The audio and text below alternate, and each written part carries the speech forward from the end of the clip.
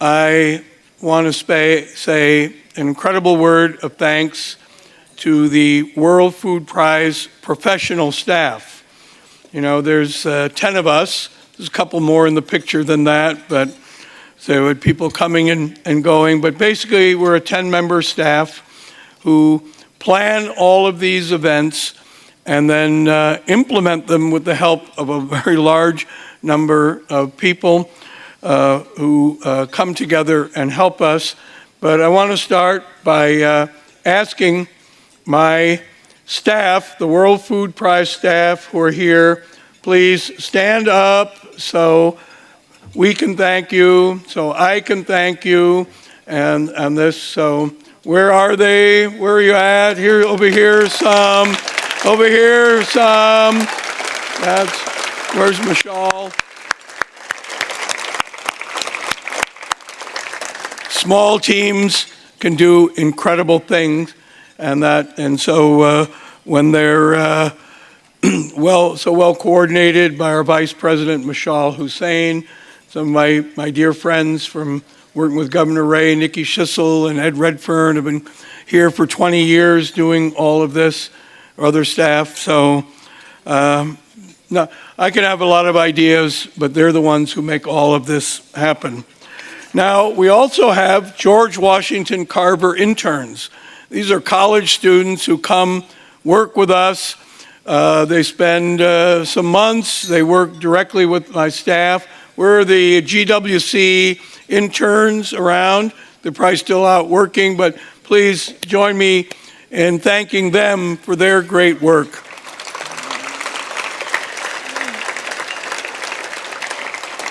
And then we have our Laureate Society docents, the volunteers who are in our building telling the stories of the World Food Prize, of our Hall of Laureates. They're all volunteers.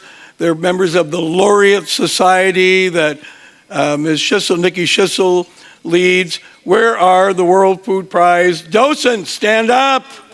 Here they are. They are so incredible, and they just have the stories of Dr. Borlaug and fill their hearts. And then, we have people who work with us, volunteer with us, and then they go off and they have jobs and they move away. But when they go, I give them a Reserve Corps commission. So, if you're in the Army or Navy and you leave and you get a Reserve Corps commission, which says you're subject to recall to active duty. So it says subject to recall to active duty in October. And so many of them take off work, they fly back, they come here, they help us put on these events. We're members of the Reserve Corps, our volunteers. Stand up so I can thank you. Stand up. We're all the Reserve Corps members. And then we have all of our collaborating event staff partners, the Marriott Hotel. Oh my gosh, 20 years of incredible collaboration. Say a hotel, I walk in, everybody knows my name, it's like Cheers. And that CLE, our partner in technology, all the videos last night, all the production, bringing that wonderful singer here, running all the audio and visuals and all the slides and everything, always perfect. The Des Moines Police Department, I know where's Scott Baker? Officer Scott Baker is here. Maybe he's out in the hall watching for protesters.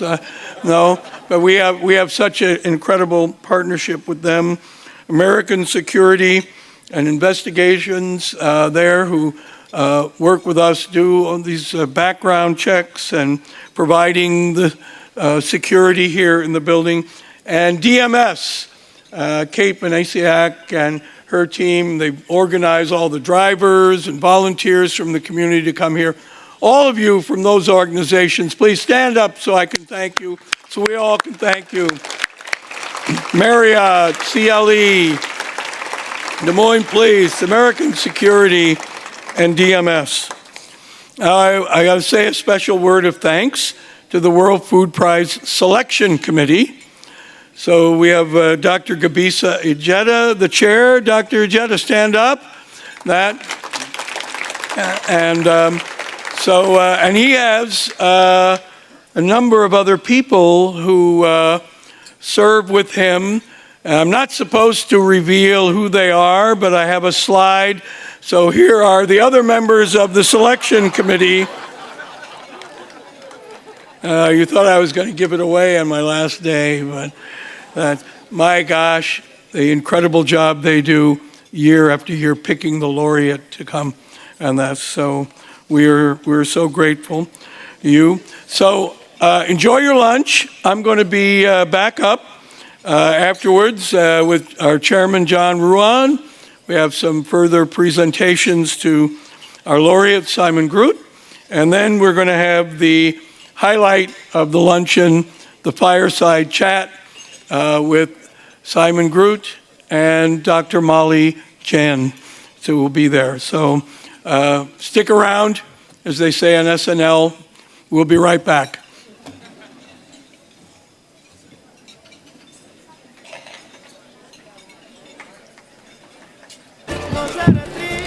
All right, I hope everybody enjoyed their lunch. How about one more round of applause for the Marriott chefs and staff? Okay. I want to be sure I add a couple of words, recognition and thanks. First, I want to recognize my two sisters who are here, Patricia and Kat. They stand up so everybody can see you, know that you're here. They've been putting up with me all week to be here. Thanks. I want to acknowledge our Lance Husak and our transportation team who's been getting everybody around team all week. And also, there's one other person I wanted to acknowledge. Where is he? Jim Heemstra. Come here, Jim. Come here. Come up here. Give Jessica your camera. Do I need to sign something? No, you have to push down here. Don't drop it. Jim has been taking incredible photos of the World Food Prize, even longer than I've been here. So now we've got a photo of him, taken with his own camera. Thanks, Jim. Thank you. So I hope you all checked your menu. I want to show you the depths of the research that we do at the World Food Prize. You see poached pears a la Groot on there? Yes. So you need to know is that Simon's mother, yes, Mikey and Ard and Rutger's grandmother, and this was an expert at poaching pears. We knew that. That's how we put it on the menu. And we also had Inkhausen pole beans, so recognizing their hometown and that special. I want to be sure everybody take a look on your table, pass it around, and that's the list of our sponsors.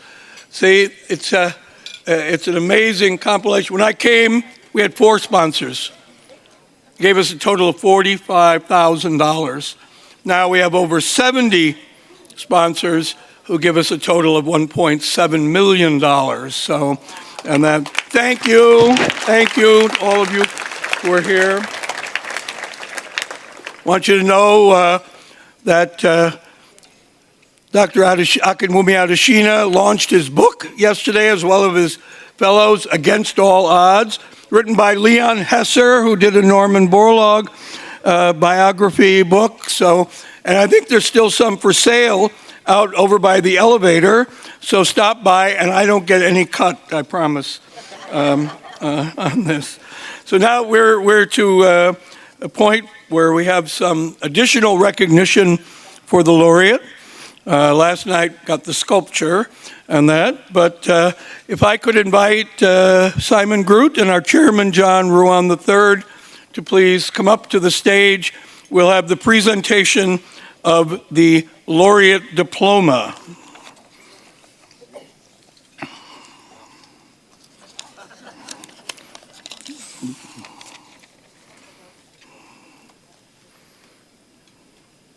Let's have a little applause to help them on their way here.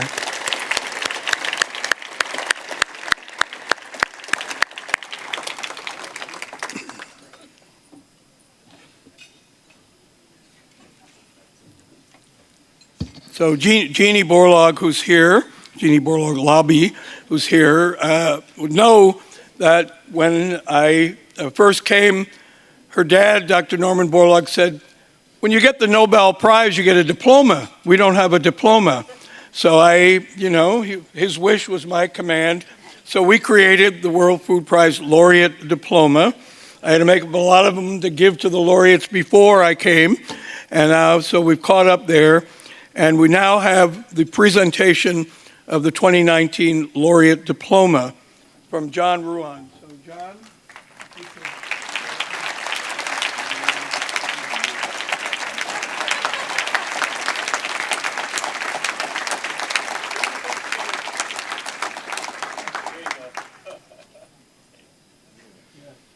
And I know, John, you have something else, so Simon won't let go. I'm just going to put it back on the table, I promise. Or I can give it to, here, I'll give it to you. Here, Micah, you take it. So it's in safe hands. It's in safe hands. Yes. Well, Simon, as you know, the food prize also comes with a cash prize. Somewhere or another that's going to get to you, but here's a fake envelope. So if you didn't hear what John said, there's a cash prize that comes, and so that and he said, the money's going to get to you somehow, but here's a fake envelope, like it has the money in there. So, yeah. And so if the money doesn't arrive or something, you've still got the envelope.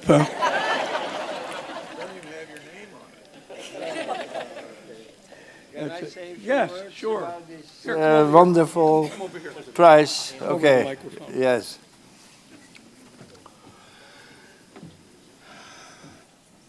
Well, this, of course, is about much more than the money.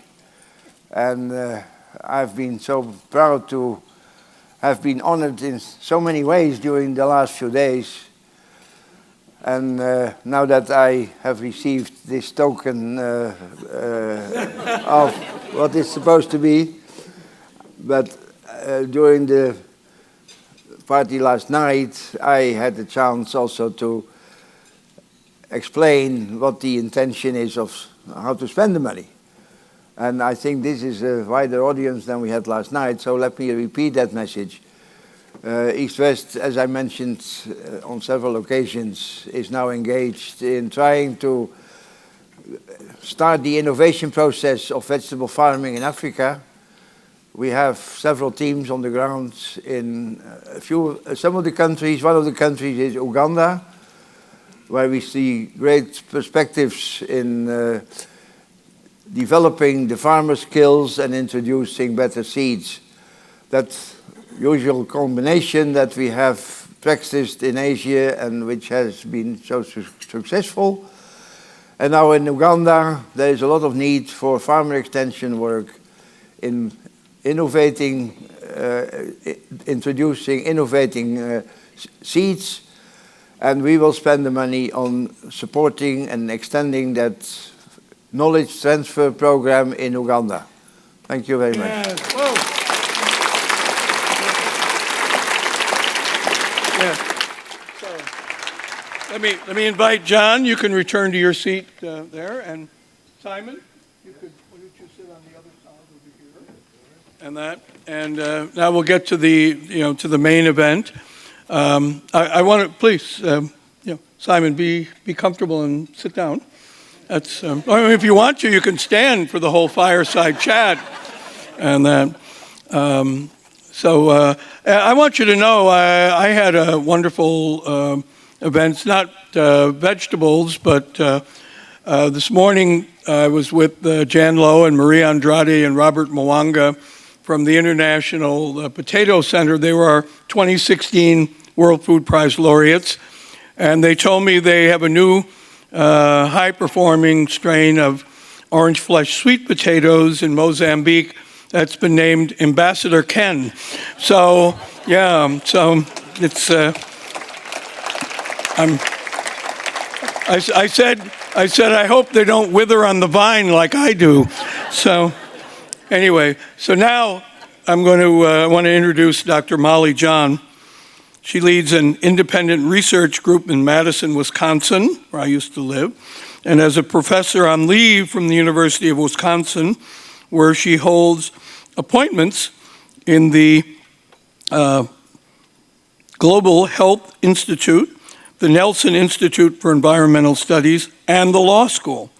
She served as the 12th Dean and Director of the Wisconsin College of Agriculture and Life Sciences, and as Undersecretary of Agriculture in the first Obama administration, so with Secretary Vilsack. Yeah.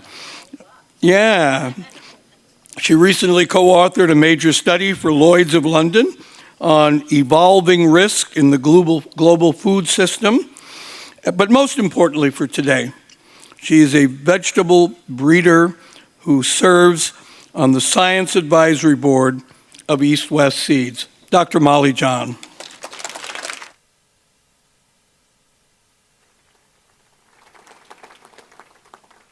Thank you.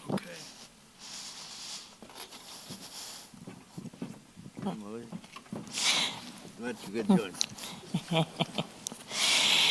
Well, Simon, it's certainly my great pleasure and privilege and an honor to have the opportunity to sit with you in this last event of a marvelous week celebrating your accomplishments. I have had the pleasure and privilege of watching East West Seed grow from my graduate student days at Cornell University, working with Henry Munger, and know that you are, above all, a humble and a practical man who generously gives credit to those around you who help you with achieving your vision. That said, how did it feel last night in that grand ceremony in the Iowa State Capitol celebrating your vision and your accomplishments? It was an overwhelming situation to get this kind of recognition for the work we have done for all these years, and to realize that we can play a continuing role in the development of Africa, including the spending of the prize money and getting so much more support from a wide range of other people doing the same things. I think there is a lot of work to be done there, and I think we are now in a good position to link up with many other people who are on the same track of trying to make further development in the world of African farmers. Wonderful. For those of you who were able to see this ceremony, you know the video about Simon's accomplishments began with a reminder of the famine that the Dutch experienced at the end of World War II, and also celebrated the history of your family's engagement in the seed business. So you are a sixth-generation vegetable seedsman. And here are your children sitting at the table right in front with grandchildren also interested in the business. I heard, by the way, that he took his teenage grandchildren to Indonesia last year, wore them all out. Can you talk a little bit about the importance of family in your achievement, in your vision for the business, and in your hopes for the business? That's a real tall order, and I'll try to do it, but I'll have to keep it brief. The seeds industry has gone through a long cycle of development, and I am very much aware of how it all started in the even 18th century in the first vegetable farmers in Holland who were a little more clever in others to save their own seeds, and by doing so were able to make the first crop improvements.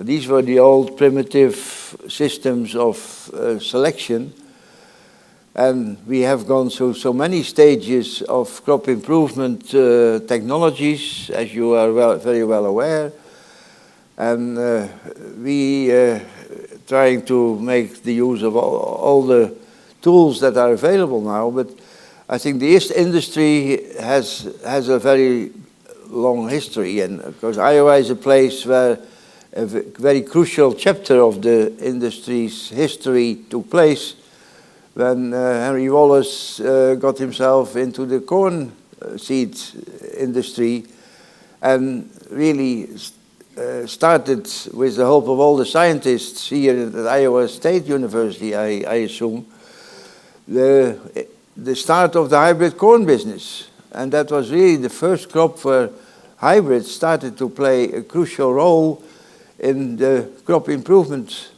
cycle of the world. And I'm very proud that we've been able to continue that same process on the tropical vegetables of the world. And we have seen such huge progress comparable to what was achieved in crop improvement from the corn. It was again a long way, but we tackled the crops one by one, and the results are fantastic. I will not go into all the details, but many of these crops were the first times tackled by us because nobody else knew them outside of Southeast Asia. So that was a real unique part of our challenges, to put that same kind of technology into the breeding of the typical Asian crops. So when you sold the original family business in the early 1980s, you had a remarkable idea, and that was to start a humanitarian for-profit seed enterprise. Now, how did you come to choose South Asia as a place to begin that idea? Well, it was not just in one flash in the pan idea. I moved around the world a bit to try and identify which would be the best place to get this process started. So I took some travel to Central America, the tropical part of it. I went to talk to the people at the various institutes in Colombia and in Costa Rica, and looked at markets there, and also Southeast Asia with a small team of friends who had the same interest. Even one of my old friends in the flower seed industry who was keen on taking a part in that new quest. So we spent about 6 weeks traveling the various countries in Southeast Asia to look for where the best chances were in terms of crop improvement, in terms of market development, and in terms of farmer competencies. And so in the end we chose Southeast Asia in general, being a place with a lot of people and a lot of people interested in vegetable consumption. And well, finally, Southeast Asia is a huge area, so we had to settle down on just one country to get started. And that's really where we had our main learning curve, in the Philippines. And that was a country where knowledge was more accessible because of the language than any of the other Southeast Asian countries. Thailand was at that time more difficult to get through the language hurdles. And that was the great thing about the Philippines, that whatever I had to learn, and there was a lot of things I had to learn, I I paraphrase, say, well, I came to the Philippines with 100,000 questions. And I just had to find a partner who could help me find answers. So the partner said, well, I don't know them, but I know 50 people in my country that can provide you with the answers to all these 100,000 questions. And in all directions, in the plant science community, in the farming community, in the government community. So you have to be very inquisitive, really, to get this off the ground in a completely new cultural environment also. So then from Philippines, it moved gradually to Thailand, and then after about 10 years, we felt we had accumulated enough expertise in different fields and the right people in those two startup countries to tackle a real major country like Indonesia, with now 250 million people and several million hectares of vegetable farming. And actually, that was the very first time I've had a chance to visit an East-West seed installation. It was just a small, almost shack, third floor, hand-cleaning seed. Why don't you tell us a little bit about the company today? How many employees, how many countries, crops, etc.? The number of employees is easier to say than some of the other numbers, but that's about 5,000 now. And we cover most of the countries in Southeast Asia. We have more recently also started working in Cambodia, which was one of the smaller countries and a bit left behind for us, but now we are there, and it seems to be going well. There is a lot of interest in modern technology and modern seed quality in Cambodia, and the farmers are very responsive, and I think that will be one of the new stars in our group of companies. Then we are doing some work in Central America, and some of the crops we have developed for Southeast Asia even have turned out to be very useful for the farmers in Central America. And so that's another step.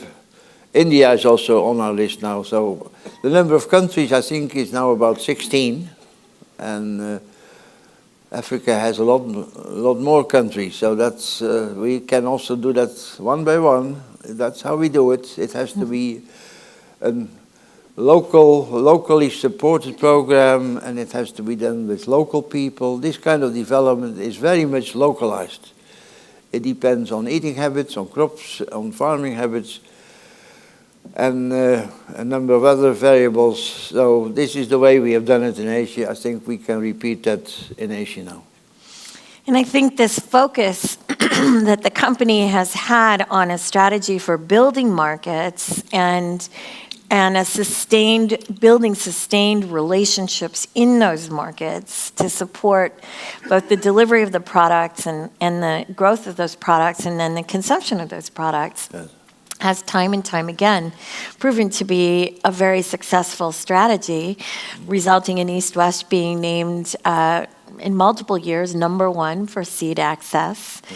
What did you find that your early contacts with small farmers who had not yet seen or experienced participation in commercial markets was very difficult? Were they receptive, or did they hesitate? They were very reluctant to spend serious money on buying seeds, as they were all used to saving their own seeds. That's the oldest tradition in the agricultural society. You make your own seeds. And there were a few exceptions, of course, that had to be taken in from somewhere else, but in general, that was the mindset. And it's still there. And in some crops, we have to keep up the fight to convince the farmers and everybody else that professional seeds offer distinct advantages in terms of generating more income for the farmers. That's all there is to it. And so the farmers were extremely reluctant to spend their good money on buying seeds at any price. To them, any seed you buy was too expensive, especially if you're a pretty poor farmer. So that was one of the things we had to figure out, how to find a clever way to get these farmers to accept our proposal that buying a few good seeds would actually enhance their own income. And that had to do with clever marketing and clever pricing and clever packaging, all the ingredients of a clever marketing program. Mm-hmm. So selling seeds is more than just making a new seed, but it also involves designing a clever marketing program that suits the situation and the environment. So tell us about one or more of those early successes that proved to you that this approach could work. Wow, you want me to go into crop? Just pick one. Yeah, of course. Pick one. It's my favorite topic to call to talk about crops, but not all the audiences are so keen to crops as I am. This is the moment for vegetables. Yes. Well, as I mentioned last night casually, the crops that we will be tackling again, as we have done before, are the pumpkins and tomatoes of Uganda. Both are crucial crops in the African food. The tomatoes are a crucial part of especially the cooked version of tomatoes, not so much the fresh raw tomatoes, but most Africans are using the tomatoes as an ingredient of their cooked food meals. And pumpkins are a very much under-recognized source of valuable nutrition, as Henry Munger would have confirmed, your master and my inspirator, I might say. He could never have foreseen that the hybrid pumpkin business would take on such a huge development in Asia, and to the point that we are now, I think, 90% commercial seeds and no longer farmer-saved seeds. And these are hybrid pumpkin seeds at 1 penny a piece, and we are selling them by the billions throughout Asia. And I think that is a real breakthrough that most people have never fully realized the potential of. And the pumpkins are even very suitable for further improving the nutritional content. I think we can even compare them to the sweet potato nutritional improvement. So there is still work to be done, and in Africa there is a lot of pumpkin eating. And it's a long story. The pumpkins all came from tropical Latin America, and that's where the original gene material came from. And they started their march through the world by way of the Philippines, and the colonials in Mexico. They took them to the Philippines, and then that's how these pumpkins ended up in the rest of Asia and Africa.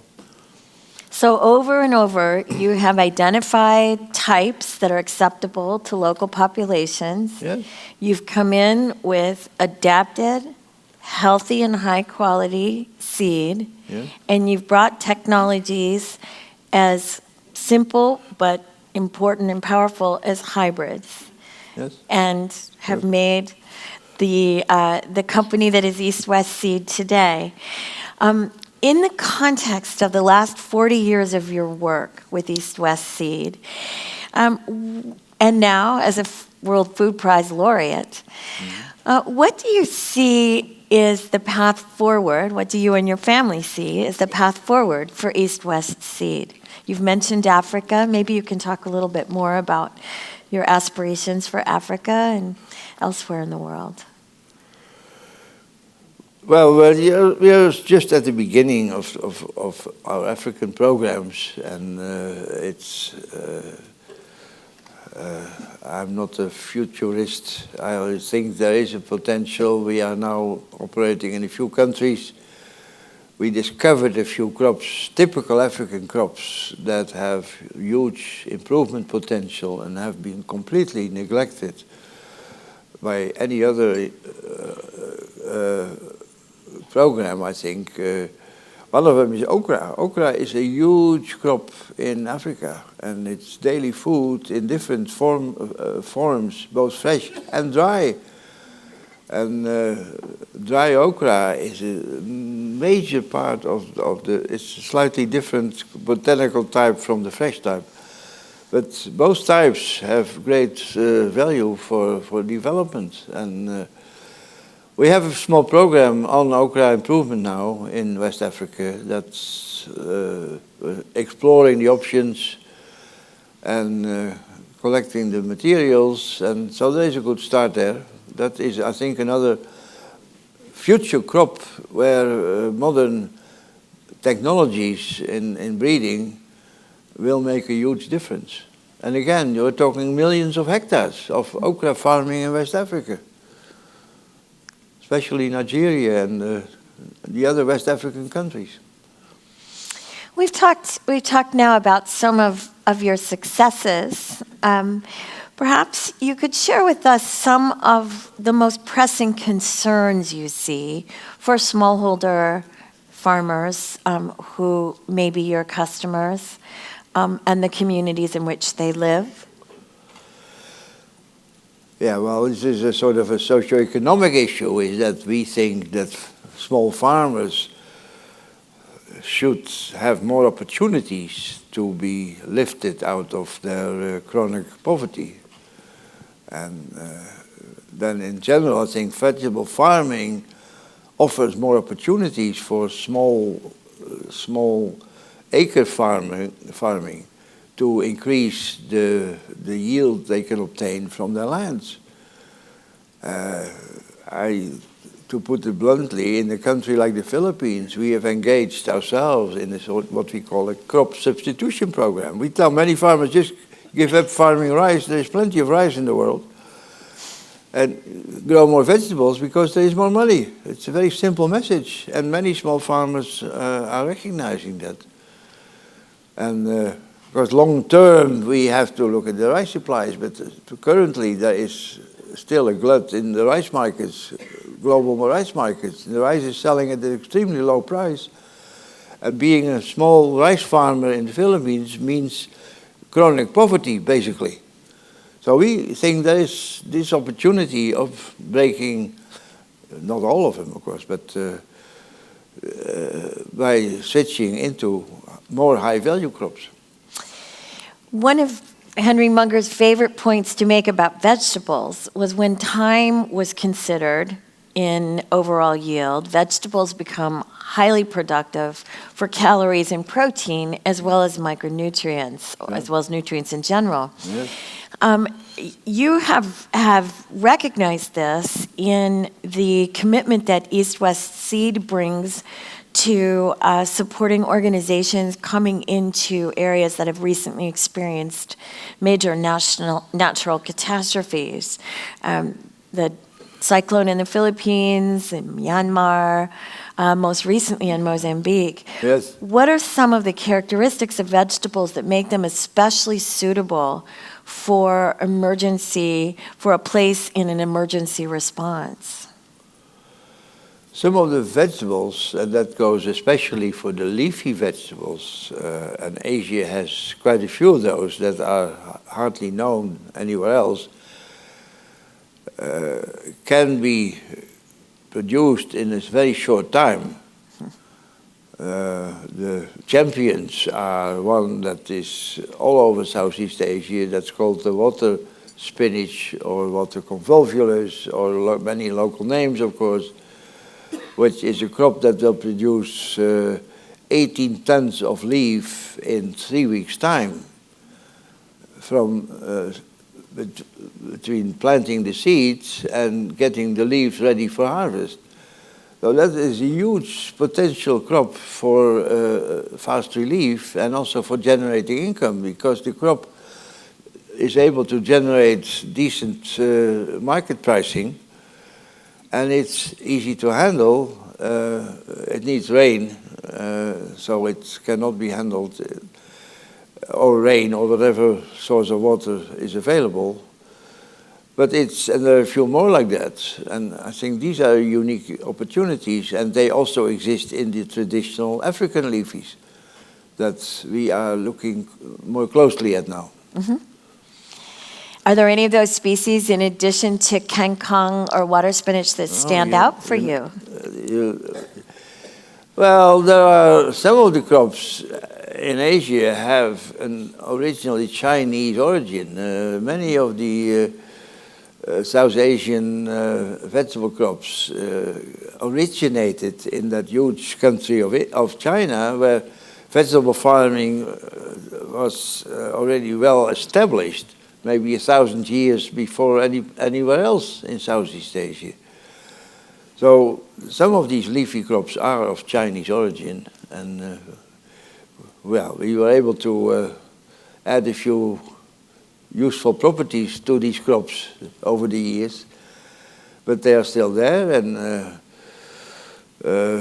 those are the typical Southeast Asian leafies. One of them is a bean. We had our European beans today, and at great, I enjoyed that very much. But most of the beans in tropical Asia are not the same kind of bean, but another type, which is called yard-long bean, which is not quite correct because the pods are long, but only half a yard. But, and the French go even further. They call them haricots kilomètres, which means that's the typical French exaggeration. But they are, again, a multi-million crop in tropical Asia, between Indonesia as the champion, and then there's all the other neighboring countries that have them. Wherever the climate is suitable, it has to be a tropical climate with high nighttime temperatures. Otherwise, they will not make it. But they are a huge crop, and they were loaded with virus problems. And we have a very serious program in tackling the virus issues in the yard-long beans. Quite unique, I think. And so that is another major crop that we like, and it's very much a small farmer crop because it's very labor intensive. Well, I am sure you have convinced especially the young people in the audience about the importance and excitement of the big wide world of vegetables. But I wonder, considering we have so many young people in the room who will go forward from this event into careers and lives, serving humanity, I wonder if you have any special words for them. I think one of the messages I would like to take to the younger people is that the world needs more than just crop science.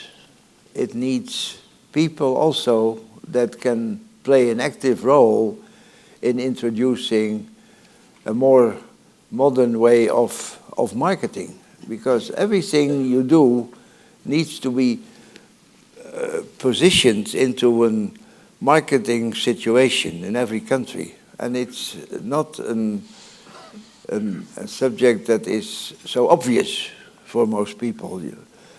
And it was not even so obvious for me when we started.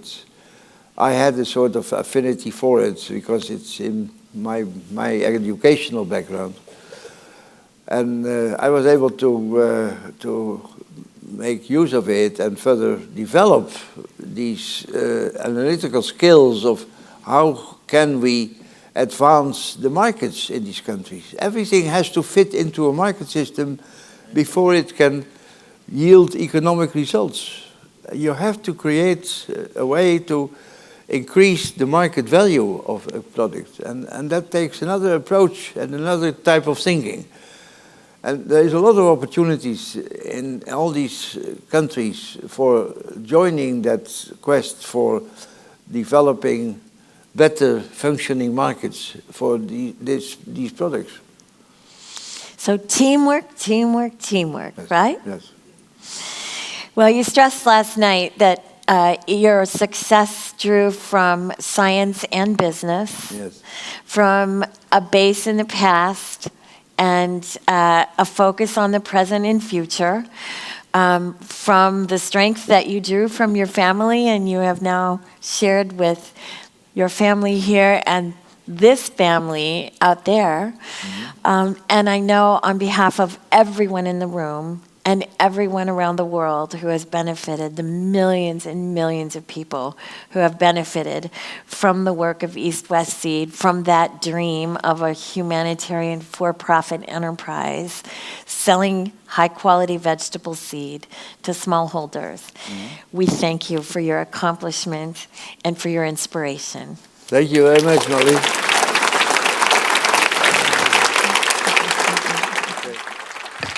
What a great fireside chat. How about another round, a longer round of applause?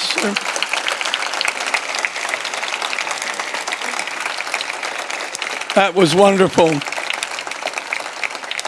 Now, I have a special request that comes from Dr. Borlaug when he was here, and that for all the non-Youth Institute individuals, that means all the adults, sitting here, could you stay in place, please, so we could get those young people that Simon has just inspired out the door to the Global Youth Institute. So please, just stay put. I can do a few more jokes or something to amuse you or so, but have the youth team start leaving. And one more round of applause for Simon Groot, Molly Jahn. So great. Where's my guy? Stay. Stay. Stay. Where's my guy? Are you? Well, you've always been my guy, so. So we're releasing the students now, is that right? Great. Okay. You don't know. Okay, so thanks so much, everyone. If we could just have our students ready to go, but kind of staying put for now, we're actually going to dismiss our experts first. So experts, if you're